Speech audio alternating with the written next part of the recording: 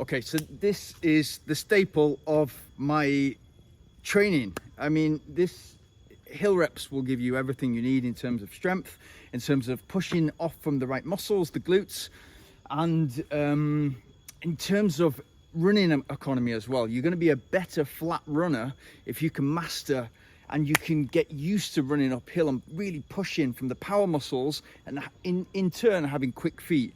So I just pick a normal hill like this.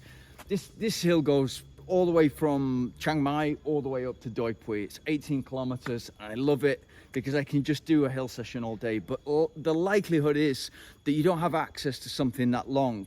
When I do that, I sometimes take a drinks bottle, and it will be minute intervals, 2-minute intervals, 3-minute intervals, 5-minute intervals, 10-minute intervals, usually about an hour's worth of work. And that will, if I'm training specifically for an uphill race, that will be all uphill.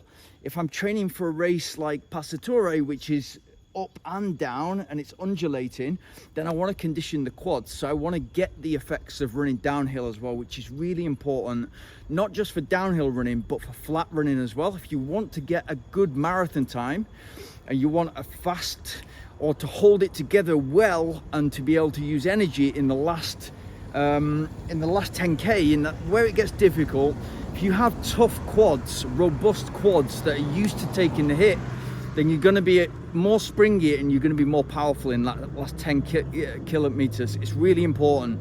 So to take a hill like this, literally 200 meters, wait for the bikes. Not so much traffic usually, but you're probably gonna, if you live anywhere, like I used to live in Manchester, you're probably gonna have traffic, and that's just gonna be, usually you have a pavement. Here we have a side road that's a bit more safe. I'd always suggest running on the side of the traffic so that you are closer to the traffic, yeah, and the traffic's coming towards you, but you have the last say to jump out of the way or not. That's the most safe way, whether you're on a pavement, sidewalk as they call it in the US, or whether you've got something like this.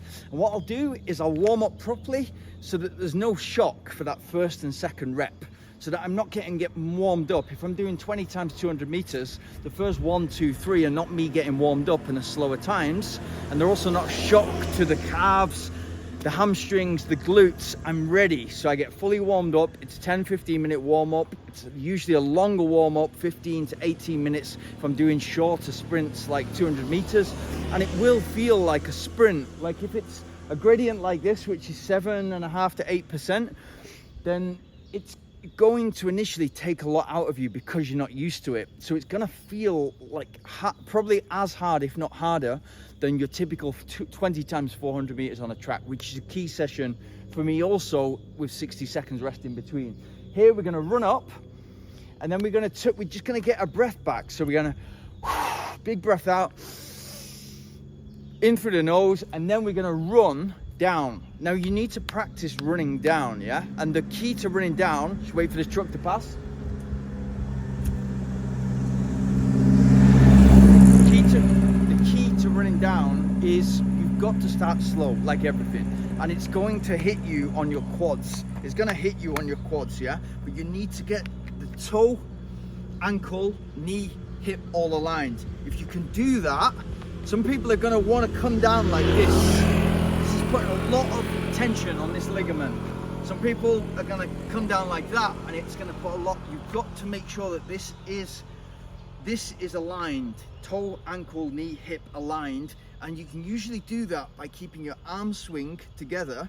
What the natural tendency to do is, if you're running downhill for one of the first times, is to overstride. And then if you overstride, what you're going to do is put more pressure on the muscles. So, and you're probably going to land on your heel, which is going to put a jolt. It's going to put a jolt through the body, through the muscles, the tendons, the ligaments, and the bones. It's not good for you. So you need to get into that kind of keeping the same cadence. Maybe that's a quicker cadence. And obviously after time you can speed up, but it's really important to condition the quads. So start slow, run down, run up and down slow, get used to it, and then increase the speed. Remember, the quickest way to get injured is too many hills too quickly, too much speed too quickly, or too much volume too quickly. So if you're putting hills in slow down initially. Just let the muscles get used to it. If you do a really, really slow hill session, and you might think that it's too slow almost, it's almost walking pace, but it's doing so much for you in terms of the relationship between the Achilles and the soleus and the gastroc muscle, and then learn to engage the glutes and push off from those big muscles. If you can get these big muscles doing the majority of the work, not the calves, you're going to be a much more powerful runner going uphill and on the flat. That's it.